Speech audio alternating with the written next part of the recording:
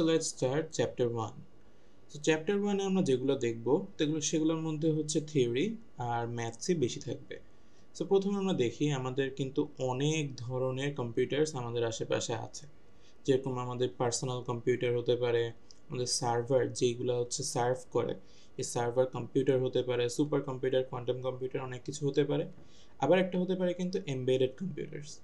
Embedded computers কী জিনিস?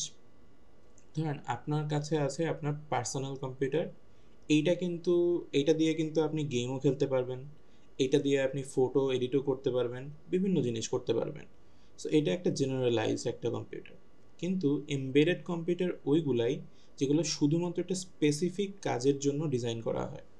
যেমন আপনার একটা ওয়াশিং মেশিন যদি চিন্তা করেন, ওয়াশিং মেশিনের ভিতরে যে ছোট্ট একটা কম্পিউটার থাকে, যে আইসি দিয়ে একটা ছোট্ট কম্পিউটার বানানো হয়, সেটার কাজ কিন্তু ওই কতটুকু পানি যাচ্ছে, কতক্ষণ ধরে ওয়াশ করতে হবে, জাস্ট এতটুকু কাজের জন্যই।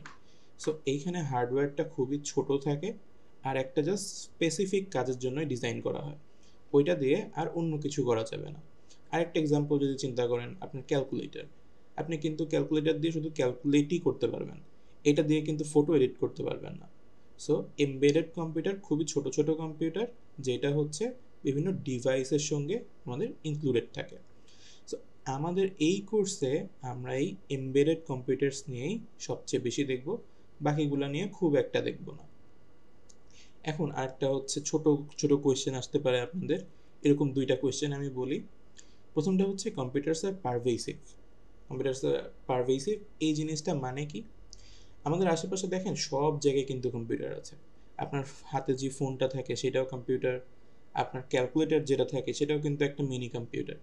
তারপর washing machine, AC, fridge, TV, everything, সব কিছুর মধ্যেই হচ্ছে কিন্তু কম্পিউটার থাকে।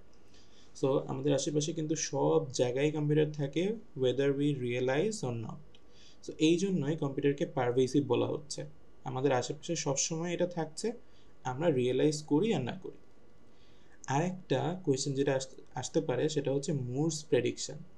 সো মুরস প্রেডিকশন এটা বলে যে ধরেন আমার কাছে এতটুকু একটা আইসি আছে, এই আইসির ভিতরে আমি আজকে টোটাল 4টা রেজিস্টার ফিট করাতে পারি। মুরস প্রেডিকশন এটা বলে, সে প্রেডিক্ট করছে যে প্রত্যেক প্রায় 2 বছরে আমার আইসির সাইজটা তো সেমই থাকবে, কিন্তু রেজিস্টারের নাম্বারটা ডাবল হয়ে যাবে। সো 4টার জায়গায় আমার এখানে টোটাল 8টা এখানে রেজিস্টার রাখতে পারবো। সরি, এখানে মনে হয় 16টা হয়ে গেছে, but you get the point, যে আমি 4টার থেকে 8টা বানাতে পারছি উইদিন 2 ইয়ার্স।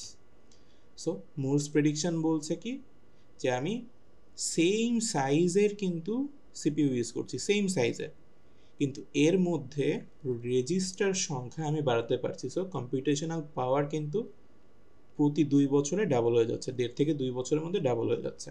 সো এইরকম একটা ডেটা এখানে আপনারা দেখতে পাবেন, যে 1951 সালে একটা ছিল, তারপর 65 সালে 35টা হয়ে গেছে, 75 সালে 900টা, এরকম কিন্তু বাড়ছে। কিন্তু আপাতত আমাদের এখনকার যেই টাইমটা, সেইখানে এত ইমপ্রুভমেন্টের সুযোগ নেই যে 2 বছরের মধ্যে আমরা 2 মিলিয়ন থেকে 4 মিলিয়ন রেজিস্টার ফিট করে ফেলতে পারবো। সো যেহেতু আমাদের এখন একটু জিনিসটা স্যাচুরেটেড হয়ে গেছে, সো ওই প্রেডিকশনটা এখন আর হোল্ড করে না, বাট আগে কিন্তু করতো। সো আপনাদের এইটা কিন্তু কোয়েশ্চেনে আসতে পারে যে মুরস প্রেডিকশন কি, আর what are the impacts of Moore's prediction.